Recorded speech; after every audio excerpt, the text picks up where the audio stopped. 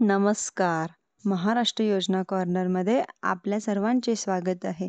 आजच्या व्हिडिओच्या माध्यमातून आपण बघणार आहोत की संजय गांधी निराधार आणि श्रावणबाळ योजना दोन्ही योजनेअंतर्गत जे लाभार्थी लाभ घेत असतील तर अशा लाभार्थ्यांसाठी चालू घडलेला एक अतिशय महत्त्वाची अपडेट असणार आहे. शासनामार्फत आज एक GR प्रसिद्ध करण्यात आलेला आहे आणि ज्यांच्या माध्यमातून मे 2025 साठी जी अनुदानाची रक्कम असणार आहे ही लाभार्थ्यांच्या खात्यांवरती लवकरच आता वितरित केली जाणार आहे. तर त्या GR मध्ये च्या माध्यमातून संबंधित लाभार्थ्यांना एक अतिशय महत्त्वाची सूचना सुद्धा आलेली आहे. त्याबद्दलची माहिती आपण आजच्या व्हिडिओच्या माध्यमातून बघणार आहोत व जाणून घेणार आहोत.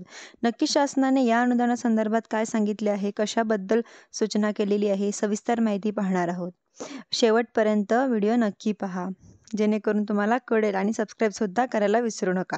शासनामार्फत जो GR प्रसिद्ध केलेला आहे त्यांचा स्क्रीनशॉट तुम्हाला दाखवेल मी आणि मध्येच GR मध्ये सविस्तरपणे सांगितलेलं आहे जे लाभार्थी संजय गांधी निराधार योजना असो, श्रावणबाळ योजना असो किंवा दोन्ही अंतर्गत लाभ घेत असतील त्यांच्या अनुदानाची रक्कम DBT मार्फत बँक खात्यांमध्ये जमा करण्यात येणार आहे.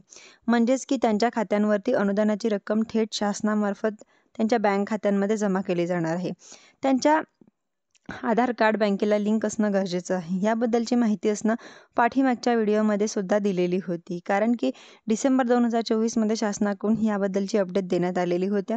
त्याबद्दलचा GR सुद्धा प्रसिद्ध केलेला होता. त्यांची माहिती आपण दिलेली आहे. डिसेंबर 2024 पासून DBT मार्फत या अनुदानाची रक्कम शासनाकडून वितरित करण्यात आलेली आहे. सुरुवात झालेली आहे. 31 जानेवारीपर्यंत दिलेली जे लाभार्थी डिसेंबर आणि जानेवारीमध्ये DBTला लिंक नसतील तरी त्यांच्या बँक खात्यांवरती अनुदानाची रक्कम पाठवण्यात आलेली होती. परंतु 31 जानेवारीनंतर ही अनुदानाची रक्कम DBT मार्फत सेंड केली जाणार होती. त्यांच्यामुळे सर्व लाभार्थ्यांना 31 जानेवारीपर्यंत आपल्या खात्याला आधार लिंक करायला सांगितलं होतं.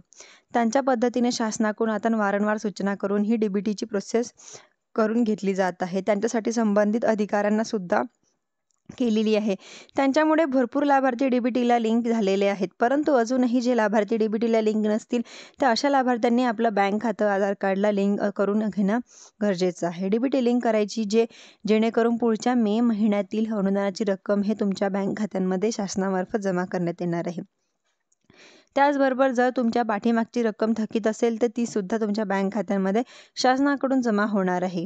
व त्यांच्याबद्दल जास्तीत जास्त लाभार्थ्यांना आपले खाते DBTला लिंक करणं हा चेक करायचा आहे. बँकमध्ये जाऊन आपल्या बँक मॅनेजरला किंवा कर्मचारी असतील त्यांच्याशी संपर्क साधून आपलं खातं DBTला लिंक आहे का हे चेक करून घ्यायचं आहे.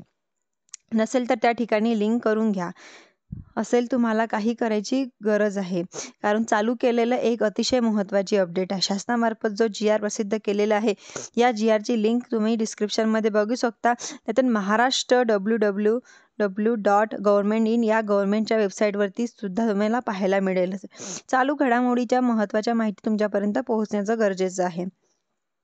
व्हिडिओ पाहिल्यानंतर जास्तीत जास्त लाभार्थ्यांपर्यंत ही अपडेट पोहोचवा जेणेकरून ते सुद्धा हे वेळोवेळी खाते DBT लिंक करून घेतील. धन्यवाद.